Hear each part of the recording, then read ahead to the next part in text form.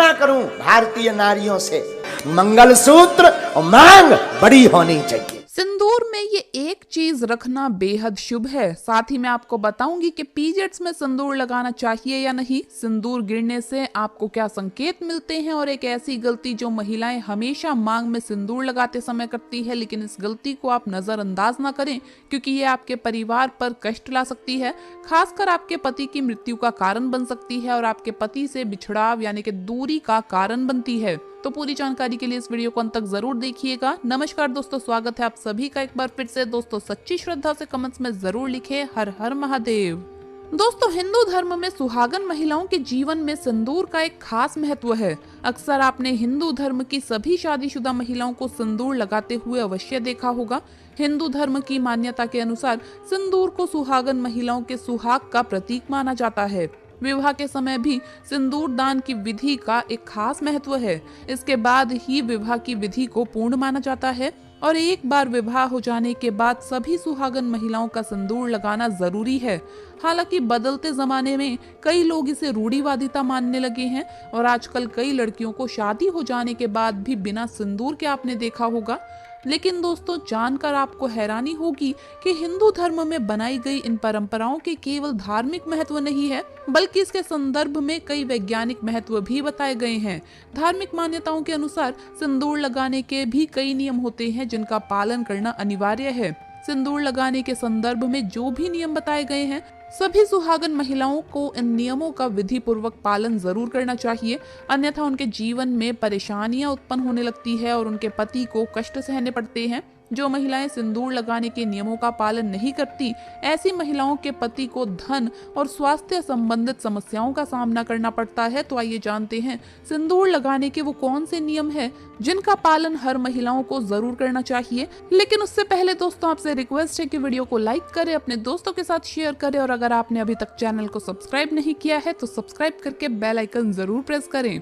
दोस्तों नंबर 1, शादीशुदा महिलाओं को सदैव सिंदूर अपने पैसे से खरीद कर लगाना चाहिए। किसी अन्य के पैसे से खरीदा गया सिंदूर लगाने से आपको बचना चाहिए। दोस्तों नंबर 2, चाहे कितनी भी बड़ी मजबूरी हो, लेकिन शादीशुदा महिलाओं को किसी दूसरी महिला के सिंदूर को अपने मांग में भरने से बचना चाहिए। किसी दूसरी महिला के सिंदूर को मांग में भरना बहुत ही अशुभ होता है। ऐसा करने वाली महिलाओं के पति को धन संबंधित समस्याओं का सामना करना पड़ता है। दोस्तों नंबर 3, सुहागन महिलाओं को उपहार में मिले सिंदूर का उपयोग करने से बचना चाहिए, क्योंकि शास्त्रों में उपहार में मिले सिंदूर का उपयोग करना अशुभ माना गया है। दोस्तों नंबर 4, इसके साथ ही कभी भी महिला को बगैर नहाए सिंदूर नहीं लगाना चाहिए। सबसे पहले महिला नहा ले और पूजा पाठ कर ले, उसके बाद ही अपने माथे पर सिंदूर लगाएं। सिंदूर लगाते समय सदैव अपने पति की लंबी आयु तथा उनकी सफलता के बारे में ही सोचें। इससे उनका भाग्य और भी अधिक प्रबल और शक्तिशाली बनता है। और मांग में सिंदूर लगाते समय माता पार्वती को आप पहले ध्यान में लाएं, क्योंकि अखंड सौभाग्यवती का वरदान माता पार्वती से ही प्राप्त होता है। दोस्तों नंबर 5, घर में अगर किसी भी तरह का सूतक है या आपको पीरियड्स आ रहे हैं तो आप सिंदूर ना लगाएं, क्योंकि सिंदूर लगाने से ऐसे समय में सिंदूर का अपमान होता है। दोस्तों नंबर 6, सिंदूर का गिरना बहुत ही बड़ा अपशगुन माना जाता है, इसीलिए इसे हमेशा ही बच्चों की पहुंच से आपको दूर रखना चाहिए। अगर आप इसे ऐसी जगह पर रखेंगी कि बच्चे इसे हाथ लगा सके तो ये जरूर गिरेगा, तो ये गलती आप ना करें, क्योंकि दोस्तों अगर सिंदूर गिरता है तो इससे घर में अपशगुन होता है। दोस्तों नंबर 7, सिंदूर को कभी भी किसी के सामने नहीं लगाना चाहिए।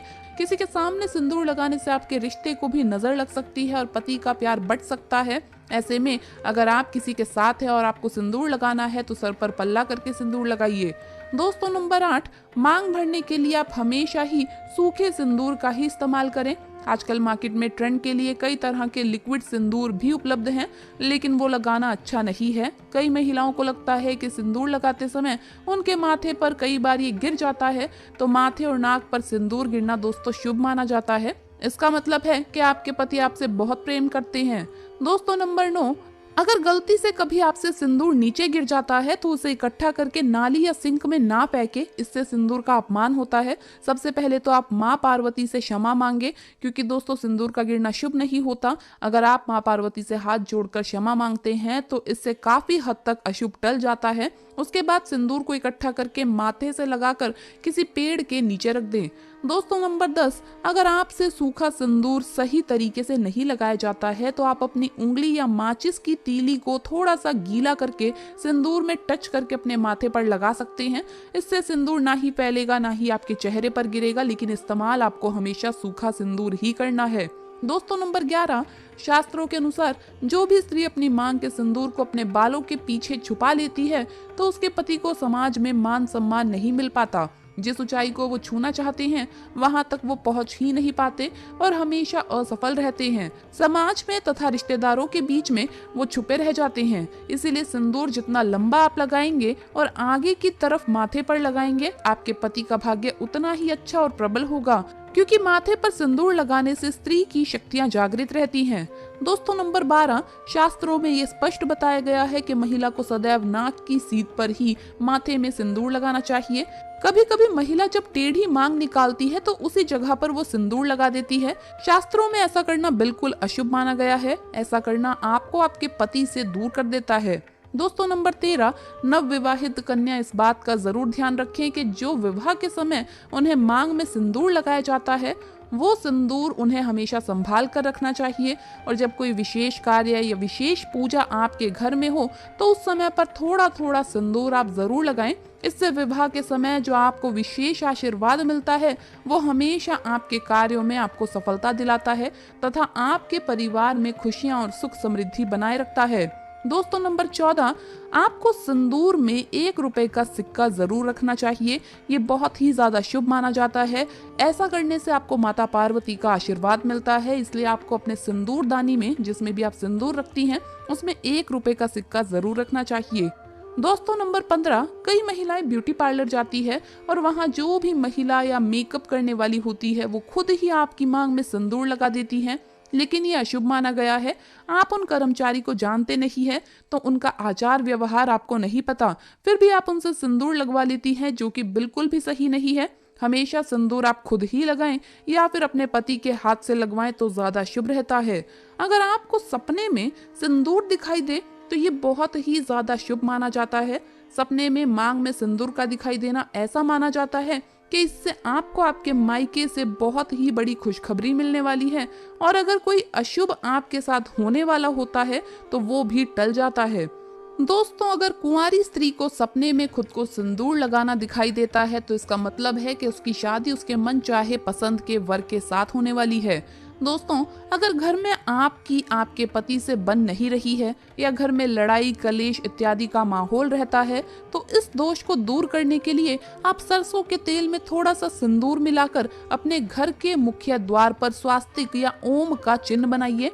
इससे आपके पति का प्यार आपके लिए अधिक बढ़ जाता है और कलेश इत्यादि का माहौल दूर हो जाता है। अगर आप ऑफिस में काम करने वाली महिला है या किसी कारण से आप रोज माथे पर मांग में सिंदूर नहीं लगा सकती है तो कम से कम जो आपके त्योहार होते हैं, आपकी सालगिरह होती है या आपके घर में कोई पूजा पाठ है, कोई शुभ कार्य हो रहा है और खासकर करवा चौथ के दिन या तीज के त्योहार पर आप जरूर माथे पर सिंदूर लगाइए दोस्तों, क्योंकि सुहाग की ये निशानी होती है और सिंदूर लगाकर जब आप कोई भी शुभ कार्य या पूजा पाठ करती है तो उसका फल कई गुना आपको मिलता है। अगर आप कामाख्या मंदिर कभी जाएं तो सिंदूर आप अवश्य लेकर के आएं। कामाख्या माता के मंदिर का सिंदूर बहुत ही चमत्कारी माना गया है और इससे अगर कोई सुहागन महिला प्रत्येक दिन अपने माथे पर लगाए तो उसके घर परिवार में सदैव खुशियां बनी रहती है और ऐसी सुहागन महिलाएं सदैव सौभाग्यवती रहती हैं और पति पत्नी के बीच का रिश्ता सदैव के लिए बना रहता है। तो दोस्तों आपको वीडियो कैसा लगा हमें कमेंट्स में जरूर बताएं। इस वीडियो को लाइक करें, अपने दोस्तों के साथ शेयर करें और हमें सब्सक्राइब करना न भूलें। जल्द मुलाकात होगी अगली वीडियो में, तब तक के लिए हर हर महादेव, जय महाकाल।